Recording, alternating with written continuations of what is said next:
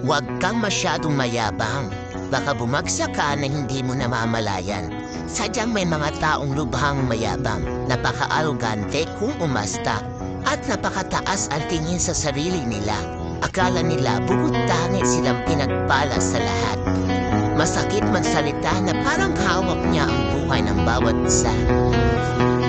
Porke asensado, nagyayabang na, hindi marunong lumingon sa kanyang kinanggalingan at nakalimutan ng magpakumbaba sa kapwa.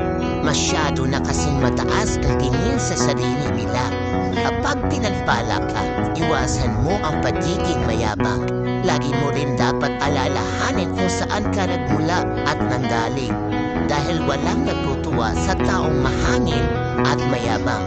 Kaya anuman ang ating kalagayan, tayo ay maging mapagkumbaba sa lahat. Tandaan mo, huwag kang masyadong mayabang.